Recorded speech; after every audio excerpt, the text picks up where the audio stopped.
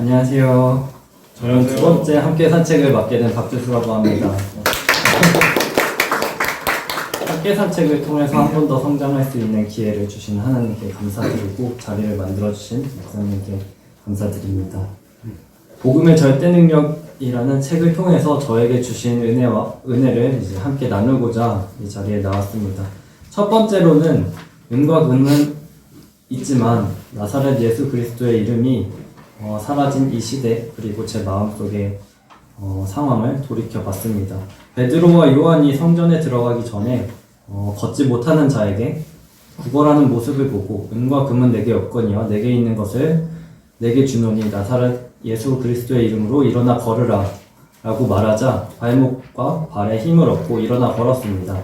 하지만 저는 주변에 도움이 필요한 사람들에게 물질적인 도움을 약간을 주고 뿌듯해하고 끝나버리는 저의 모습들을 돌이켜보았습니다. 많은 사람들이 서로 돕고 도움을 받으며 살아가지만 궁극적인 문제를 해결하지 못하고 마칩니다. 인생의 모든 문제를 해결하신 예수 그리스도의 십자가의 승리, 그 복음만이 그 모든 문제를 해결해 주실 것을 알고는 있지만 전하지 못하는 저의 모습들이 있었습니다.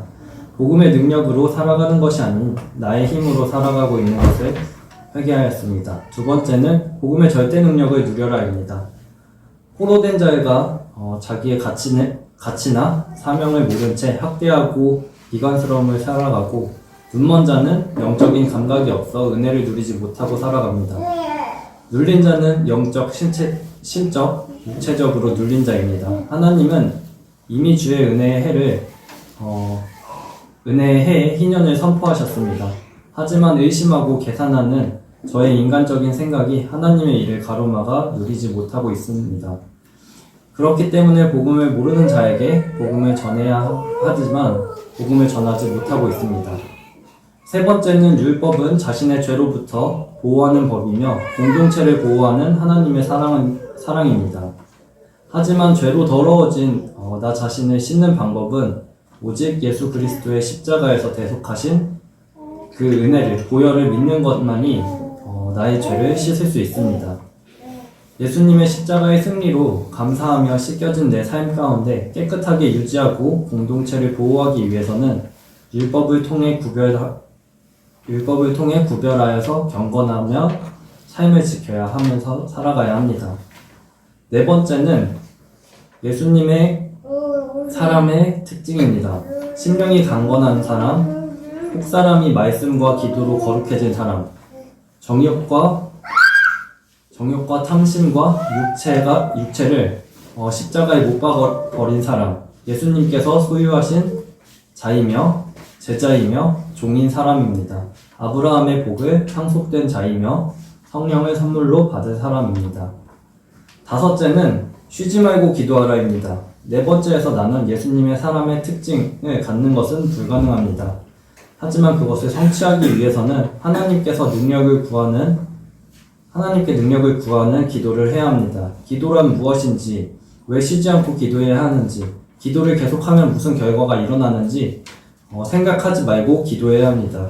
그러한 질문들을 계속 하게 되면 인간적인 생각으로 한계에 부딪히게 됩니다. 이런 생각은 어떤 상황을 이해하고 인식하고 싶어하는 사고 구조의 습관 때문입니다.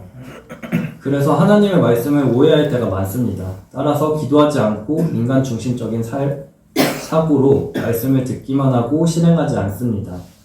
말씀이 중심이 아닌 내 자신이 내 삶의 중심이기 때문입니다. 그리고 저는 성경적 사고를 갖도록 훈련해야 합니다. 마지막으로 군사의 부르심을 받은 자의 삶입니다. 사생활에 얽매이지 않고 그리스도의 군사가 되어야 합니다. 최근에 만난 분이 있는데요. 직업 군인이신데 군인으로서의 자신의 삶을 나라의 명령에 따라 살아가고 있었습니다. 나라가 보내는 곳에서 삶의 터전을 바꾸고 자신의 계획이 있을지라도 나라가 시키는 일에 먼저 필요하다면 언제든지 명령에 순종하며 살아갑니다.